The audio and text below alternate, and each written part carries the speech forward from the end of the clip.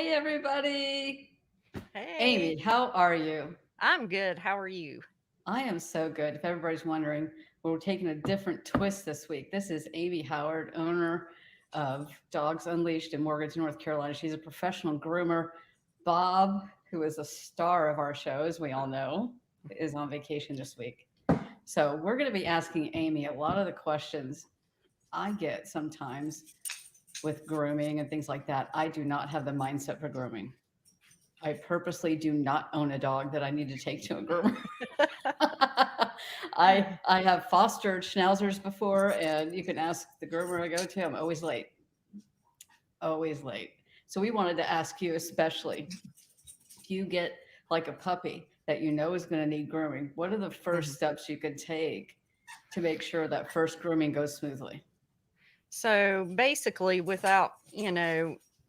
first of all, I guess I would like to stress the importance of, getting a dog breed, a certain breed that has to be groomed a lot, like you just said. That's very important that, people do research the breeds and are willing to spend the time, the money, the effort that people need to really educate themselves in choosing a breed and moving into puppy grooming.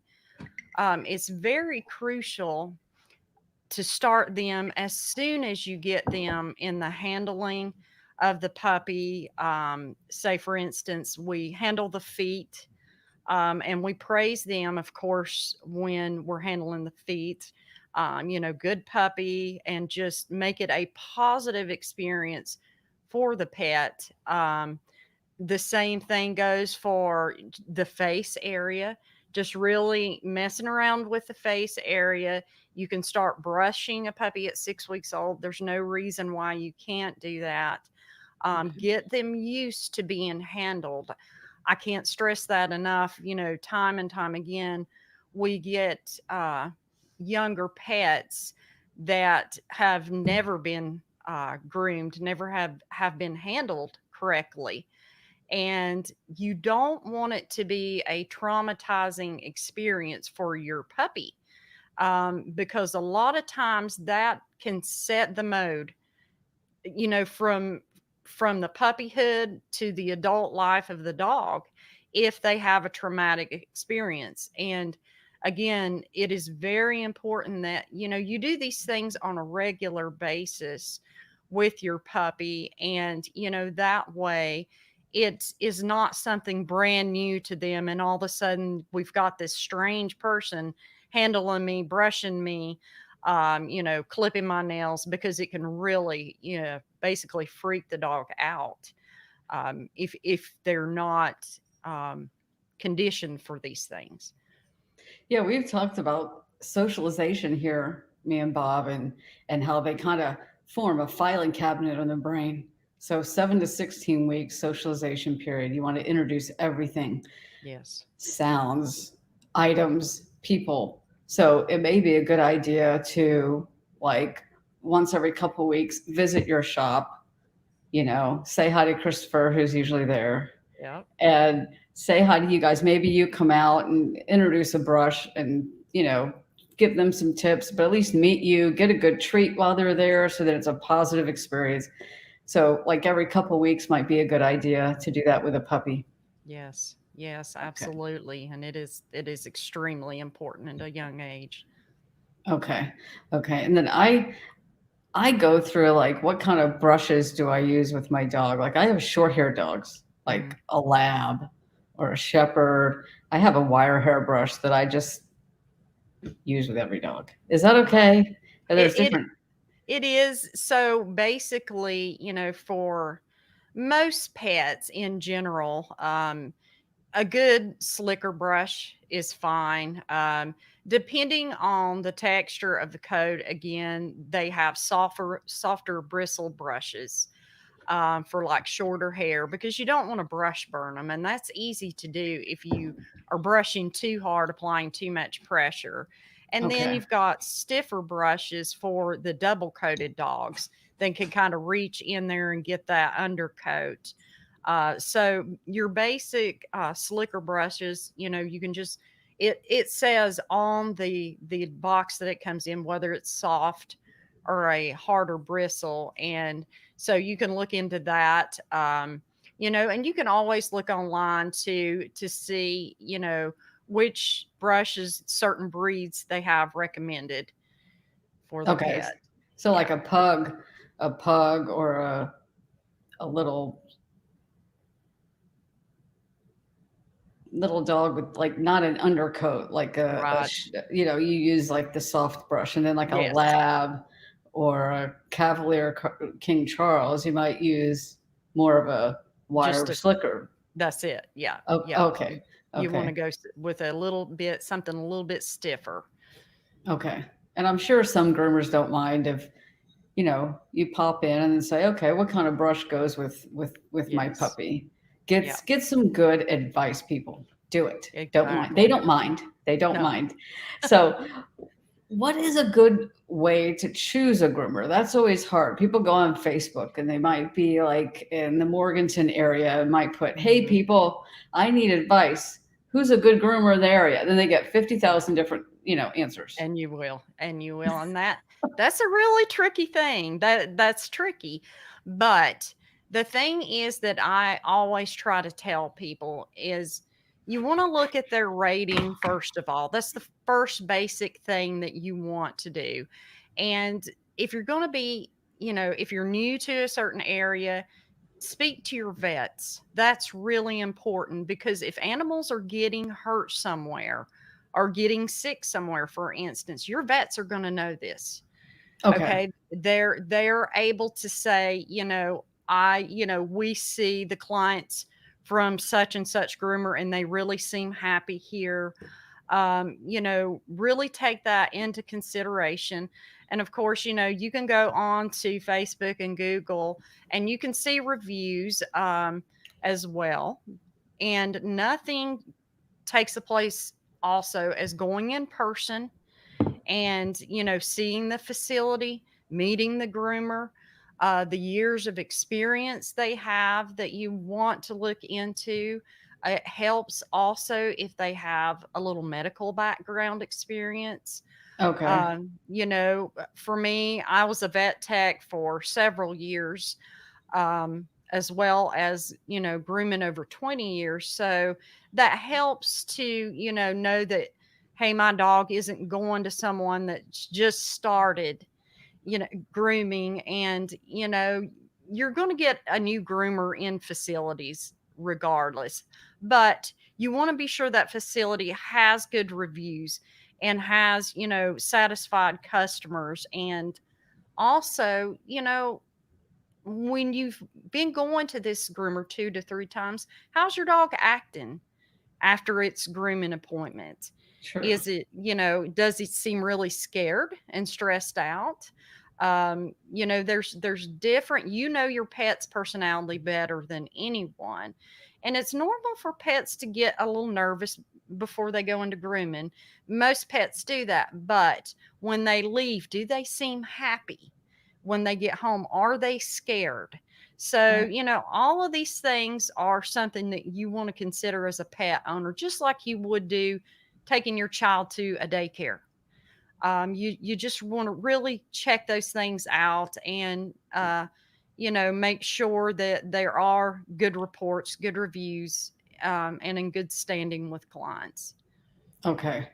True, true. That's where I got my recommendation, was through my veterinarian. Yeah. So that is a great place. We have a couple of questions from actually two different Cindy's. Okay. We have one that says, "What are the areas of the body that require extra care, and does it vary in breeds?" It varies in breeds. It varies with the coats on the dog. If you're dealing with a double coated dog, or say, for instance, even a golden doodle, so the areas that you want to pay attention where most owners overlook is behind the ears, the face, and this is, just really thick areas, and the tail. And on the lower parts of the legs. These are harder to reach places. The animal will struggle a little bit more if they don't like it in the beginning. So those are the places that groomers will see, the most common matting in the thicker coated dogs. Okay. And you would say that like Cocker Spaniels, Hmm. any dogs that have the ears that go Yes, over, you really need to clean those very well. German absolutely. Shepherds, those stand up, so Yeah. maybe not. Yeah. Um, Thank you, Cindy, for that question. And the other Cindy says, yep, she has a plush coat GSD, which is a German Shepherd dog, sorry, Mhm. who sheds big time. I use the Furminator and dematting tool for her caboose. We all know what that is. Yeah. Since it gets knotted when it's wet and she sits on grass, is that good? So basically, matting is always going to occur more so when your dog is wet.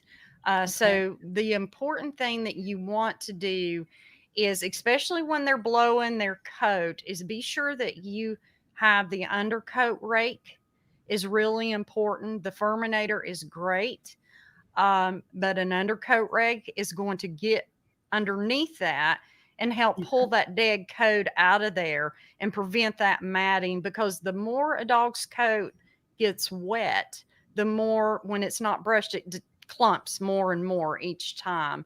And ultimately, it can cause, kind of a big mess. So, and it takes a lot of work. I call them German shedders because they shed all the time.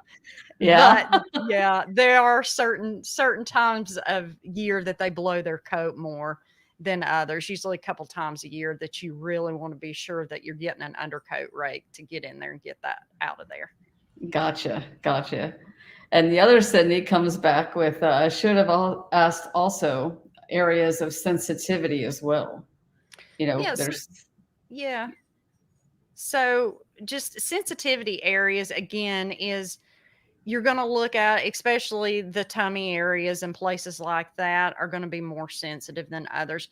But that again has to do with the type of brush you're using, more so. And again, it's the pressure that you're applying, okay. the thickness of the coat. So, if you've got a really short haired dog, you again don't want to press down too hard on that dog, because the whole area basically is going to be pretty sensitive, and you have to be real careful with that.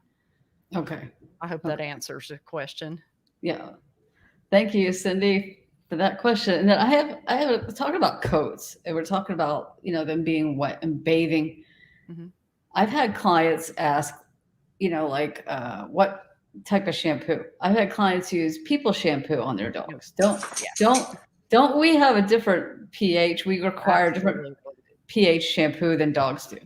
Yes, the pH is totally different, and you're going to hear a lot of people say no, use baby shampoo, but I can't stress enough to stay away from any human products on dogs. It really strips the coats of that, natural balance. Always use a shampoo that is specifically for dogs, Okay. specifically, even a lot of your dogs, like Shih Tzus, for instance, that have a lot of allergies. You want to go hypoallergenic. You can do oatmeals, and of course, if it's a puppy, please use a mild puppy shampoo. Okay. And you have a great client there that I've gotten her goat milk shampoo bars Yes. from, and for people and for pets. And so she does them differently for each. And is like with a Maltese or Hmm. a dog with a longer hair, there are doggy conditioners Yes, so they absolutely. don't tangle as bad. Yes. Yeah. And you can buy, conditioner, separate conditioner, or you can use spraying Okay. conditioner that you can leave in for pets.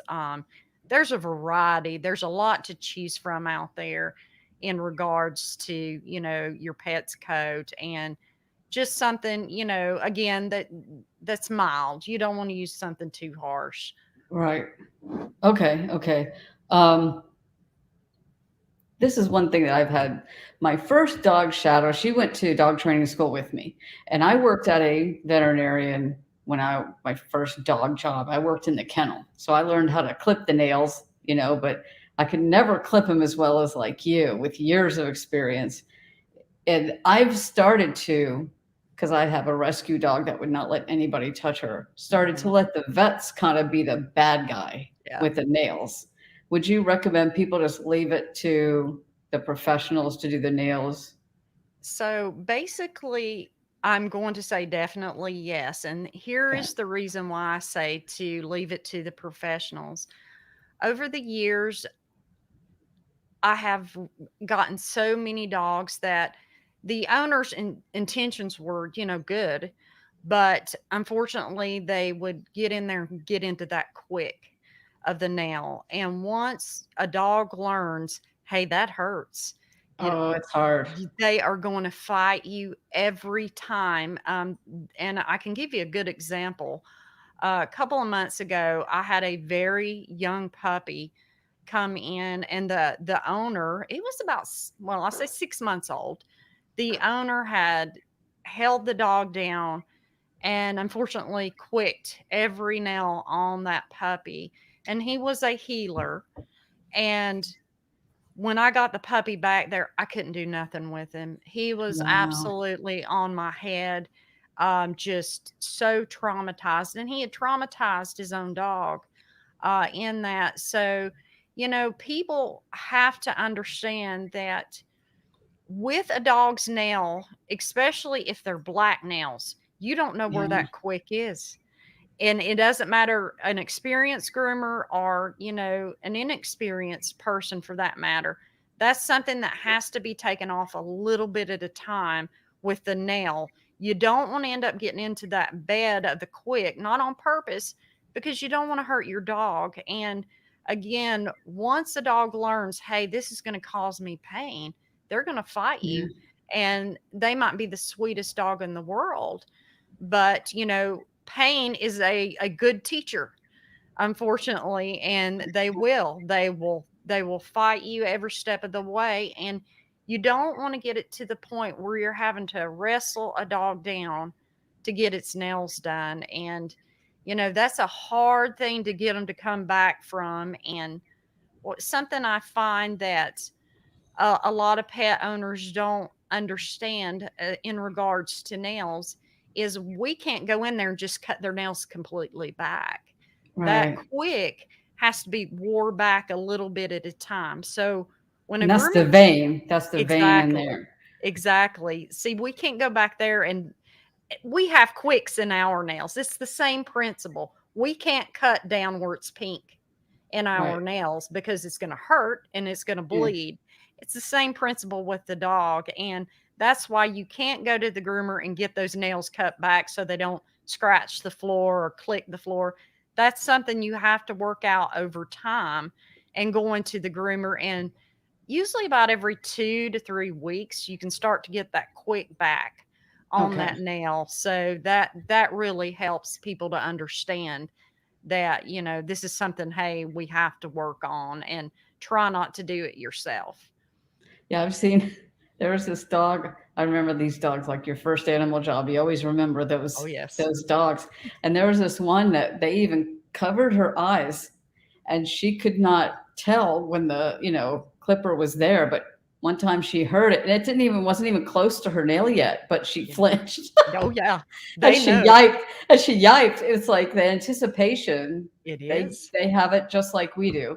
So the That's best right. thing is bring them up correctly. I don't really use treats with training that much, neither does Bob. But if you want to play with their hands, play with their nails, and then give them a little treat so they're distracted a little bit, ease them into it. Right.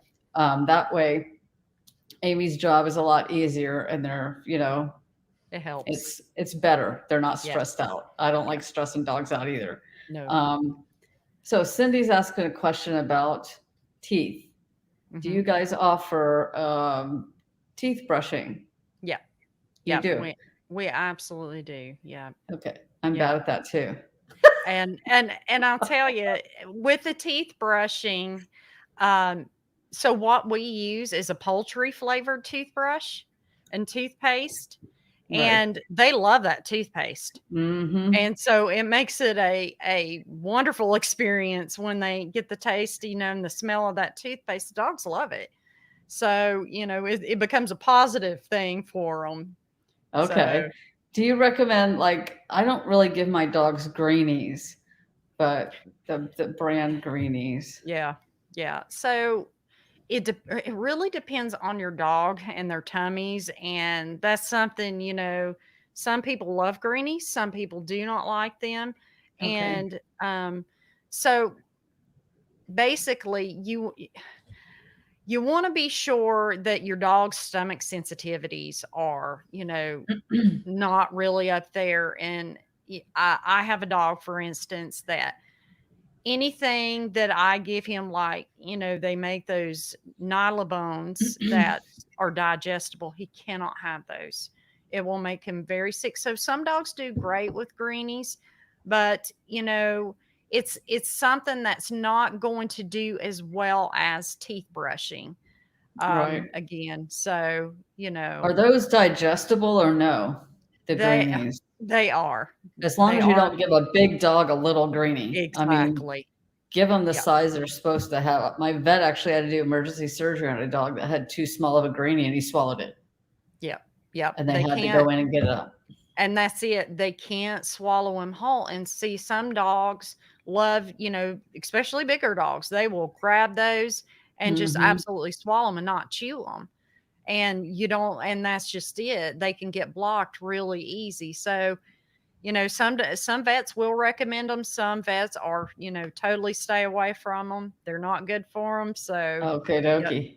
yep. You have a fan here, Lacey Coward. Yes, Lacey has a Yes.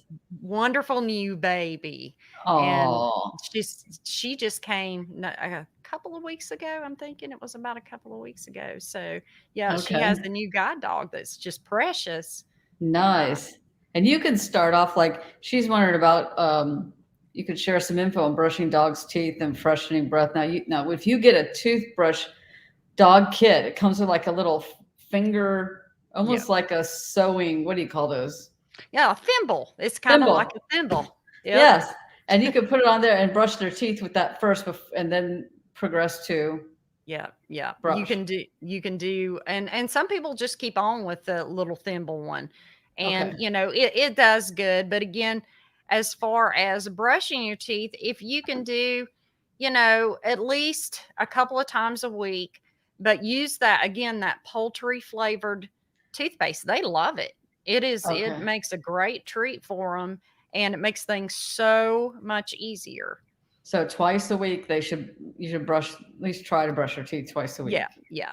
And if you can stay consistent, like for my dog personally, but I used to work at the vet, he gets his teeth done a lot. I will scrape my dog's teeth. And he's getting older now up there, but his teeth look great. And if you'll stay on top of that, and if your dog has good chewing habits, which are really important for the teeth, Okay. that should help you to stay away from having to have dentals when they get older. Um, Dental health is so important for pets because if they begin to get bad teeth, it affects their liver and it affects their kidneys, and it causes them to Okay. work overtime purifying, the blood and the toxins out. So that's something, you want to consider even with a young puppy. Start them young with the brushing, the good chewing habits, things like that. And one thing I was told to, Captain Awesome. That must be Amy and That's I had personal. an yep. instance of that today, actually. So I didn't know. Huh? Amy and I had an instance of that today where a tooth broke off of a dog. Yeah. Really? Yeah. Ouch. Ouch, Yeah. ouch, ouch. He had and this dog was, granted, he's a rescue dog and just the best dog ever. He loves Oh. to be on the grooming table. And I went to brush his teeth, and he had half of a tooth broke off. He had gingivitis, and his tooth Oh. was abscessed. And dogs are so Ouch. stoic. You never know. A lot of times when they're in No. pain like that. And yeah, his owner, of course, didn't have any clue because he's not in his mouth, messing around. But They hide it um, so well. they They do. do, they do. So again, staying on top of those things are just, it's real important, especially when the puppy's young. Again, start that when they're young, and it will not be hard for them. And this is important too. Like I try to only give my dogs, I don't really buy canned food. I give them the hard kibble. Hmm. Is that good for their teeth as well? It is. Their It daily is. diet? Yeah. Absolutely. Absolutely. Okay. You heard that here. No kidding. Does anybody out there have another? I have another question, but think about your questions, y'all, that you're typing up there. They're very, very good questions. Um, Here's one. Oh, Cindy has a friend that developed a dog shampoo in Fort Lauderdale. Awesome stuff. Oh, nice. Yeah. Yeah. Let us know. Maybe I'll try it out too. And well, not on me, but on my dogs. And then I'll video me also trying to brush my dog's teeth. That would be fun. Yeah. Marsoc, I've done it a couple times with. He's like a 40-pound pit mix. He's the goofiest dog you'd ever meet, but he's very, very, very smart. It's the smartest ones that, figure out your loopholes and Oh, everything. yeah. Yep. So, is there any last minute tips you'd like to give to people in choosing a breed? Okay, yeah, that's something that you really want to look at your lifestyle and research the breeds. And I can't stress that enough. There are so many times people get breeds that should be getting groomed every 6 to 8 weeks, and these dogs are getting groomed once a year. And that's so hard. It's so hard on the dog. It's hard on the Yeah. groomer. It causes health issues, and people don't realize that matting in animals, cause hot spots. It causes, all types of problems with the pet. So, research the breeds, your lifestyle. Are you willing to spend, several hours a week brushing the dog? Are you an active person? Just really go into that and see. And, we live in a day and age where this information is at your fingertips, and Right. you can find out these things. I know it's easy for people to look and say, "Oh, that puppy's so cute," and not realizing there's responsibility of owning the Hmm. pet and taking care of the pet. And I believe, from what I've seen over the years, sometimes we make poor decisions based on spur of the moment cuteness. And so Yes. it's really important to research breeds. Yeah, like Cindy mentions a very, very good point of climate factors. I've seen people down here in South Florida that Uh-huh. will have a husky, or a Malamute or a breed that really should be in the snow half the year and really, really cold. Not, here. And then what do? They take them to a groomer and then they have them shaved down, Yeah. which is the worst thing. It is absolutely the worst thing that you can do. And that coat actually keeps them cool. It keeps them cooler. Yeah. And I've seen dogs that, first of all, huskies, dogs like that are not supposed to be shaved, period. It causes havoc on their coats. Some dogs, their coat never grows back the same. And, it can be a disaster. I had a lady, not to a new client, that she had taken it to a groomer, and the groomer misunderstood her instructions, and well, they shaved the dog down, and its coat is not coming back. Oh, Um, and it just wow. absolutely, really destroyed the dog's coat. But, I've seen dogs like that, and like you're talking about, Margaret, and getting these malamutes and stuff in these hotter climates, and they'll literally die from heat exhaustion and heat stroke, because they're just not designed for that type of climate. So yeah, that's important. Yeah, and then their skin, you're exposing their skin, which to the sun, which shouldn't be Yes. exposed, correct? Yep. And then I've seen even like shepherds, golden retrievers, labs, and they don't do it because of the temperature. They do it because, oh, I don't want them shedding in the house. Yep. Yep. But it's And that just the wrong thing to do. the thing is shaving a dog's hair, like a lab, for instance, is not going to stop the shedding. It's going to make the pieces of hair smaller when they Yeah. shed. It doesn't prevent shedding. They will continue to shed smaller hairs. The best thing to do in regards to a lab is just good brushing and take it to the groomer, get a low shed treatment, which Okay. removes a lot of that hair, a whole lot of that hair. And, again, it's all in just researching the breed and being sure you're ready to commit to regular brushing and things like that, especially if they're shedders. Okie dokie. Well, Christopher has a video on you doing a proper bath with a dog in your shop. You got that, Christopher? So he's getting his first bath right now, sweetheart. Yeah, he's doing good.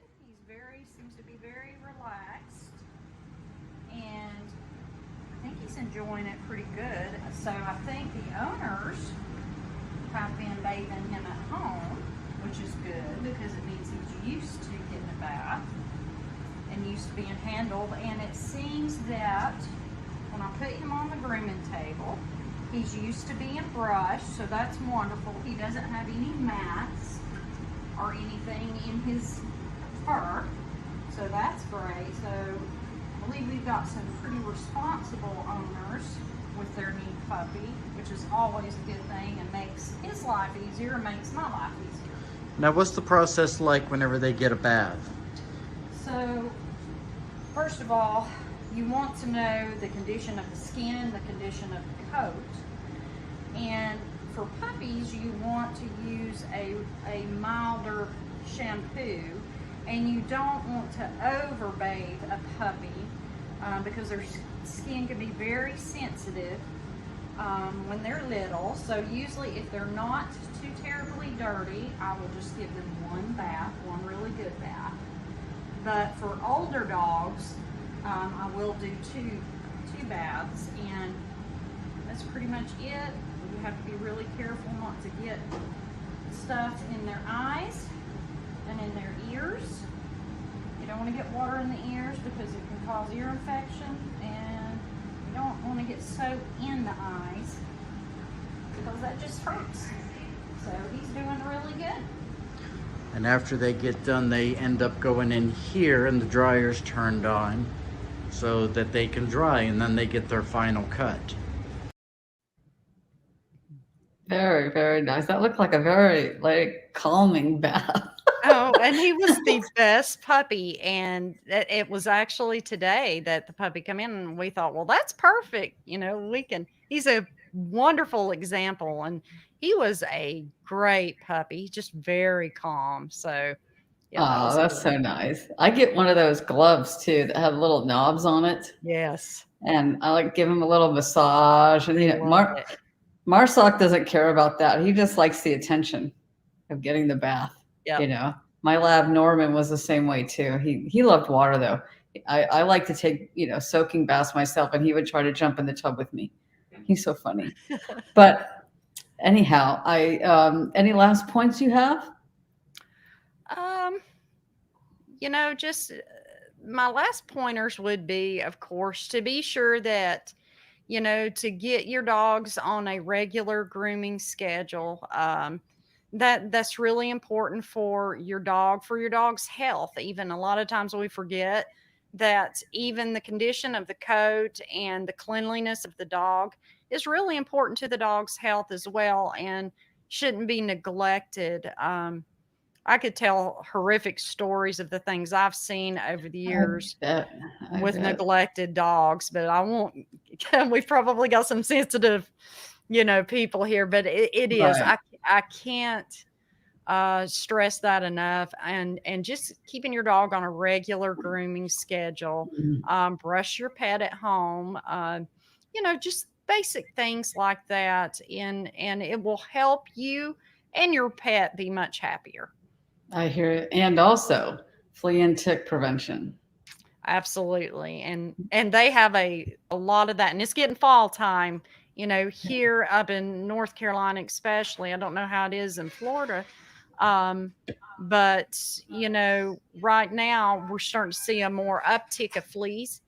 Okay. So for me personally, and I know a lot of people are using now the Seresto collars. A lot of people love those.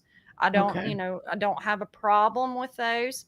I personally prefer the Canine Advantix for dogs, just because I've seen so many negative results on the flea end of things with different flea preventatives. But I've got to consider, was the owner consistent in putting flea prevention on in the correct amount of time as Right. well. But personally, I've seen Seresto works great, and Canine Advantix, and there's a whole slew of flea and tick stuff out there. So just do your research and see.